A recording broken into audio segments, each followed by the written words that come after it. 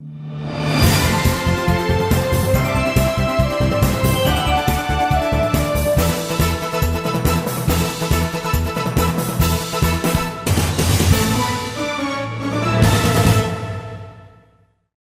dear folks. Welcome to the show, East-West Show with G&E TV. We are paying, as a tradition, a lot of attention to education. That's the key to not only the present life, but our future. That's why we call it Education is a Workshop to Future.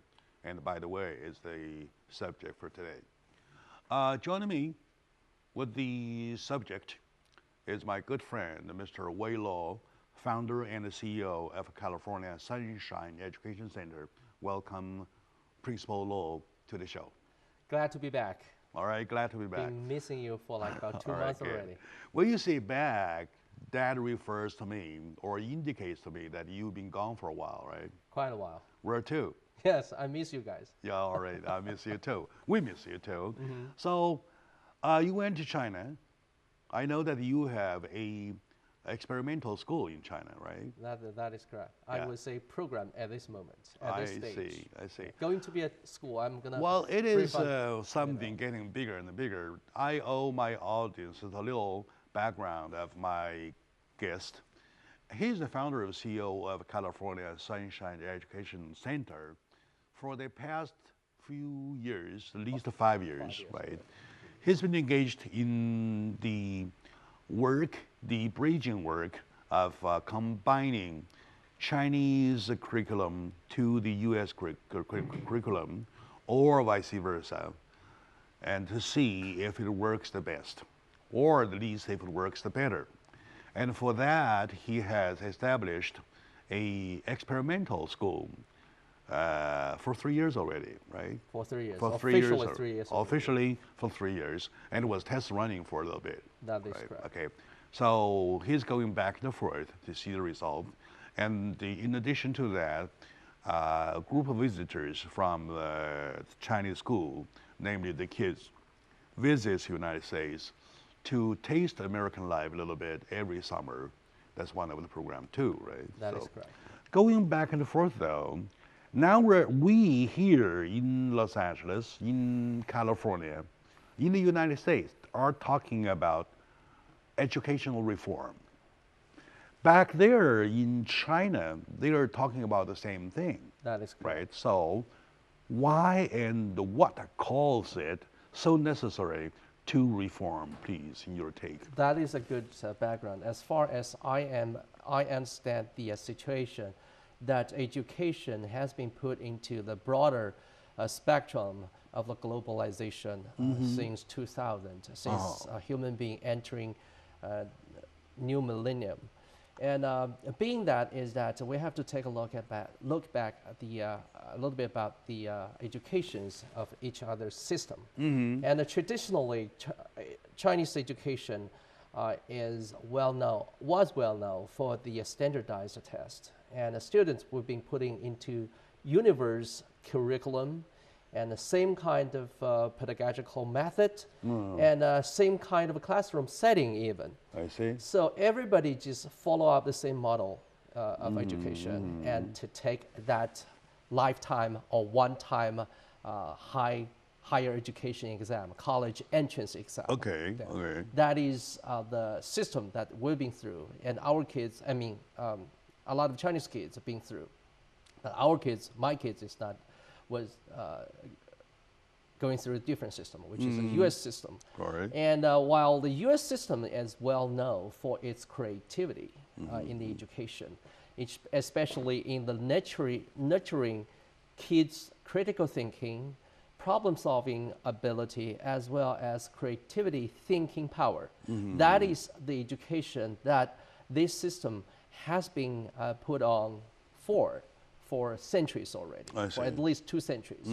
However, if we take a look at the performance of U.S. kids, Performance, yes. Academic performance, specifically that the math and reading and English test in the standardized national, international test, we call it the OECD's tests. I see. What is OECD? OECD is Organization of Economic Collaboration I see. Organization in the world. Ah, I Basically, see. somebody call it nickname. It's called Rich Countries Club. Rich Countries Club. Rich Okay. Countries Club. It's about 65 countries in the world that formed this organization. Those countries basically are in a level of the middle class and above. I see. In terms Middle of its and above. Middle and above in terms of its GDP level, as well as social and economic development level. So we call it rich countries. Among the countries, U.S., Japan, and most of the European countries are the members. And every 2 years, every other year, that the organization will Is put China out, also listed as one of the countries? China is No. not a country. China has been invited to join the club, but the administration has China is rich. rejected. It's rich.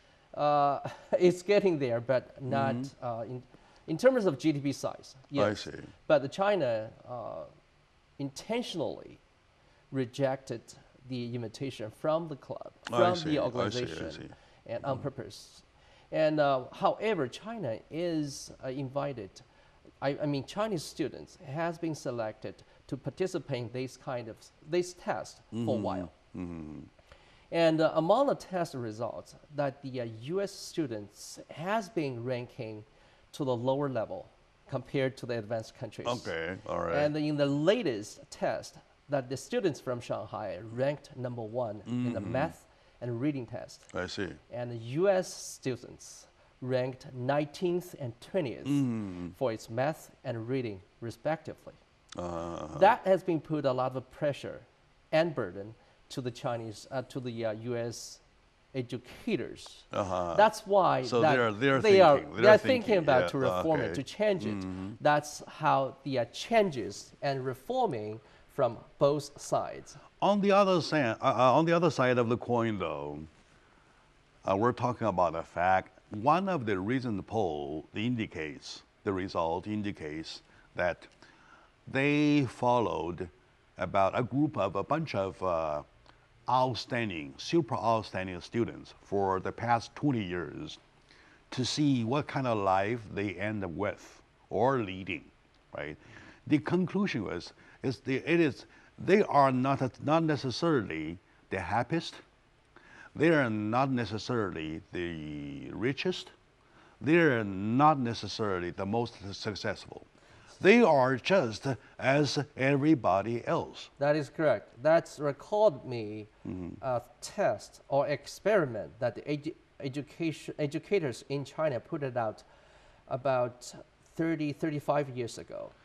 If you still remember that in nationwide, Chinese education administration picked like about 15 super duper smart kids nationwide, right? And put them into the China Technology University, Technical University, excuse me, I see. 中国科技大 and National Institute of Technology, and put them into a test program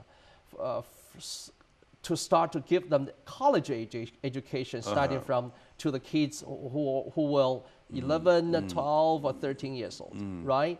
And those group of kids ended up nowhere as of today. As you said, that they are just end up normal kids. Some of them became abnormal kids, not accepted by by society.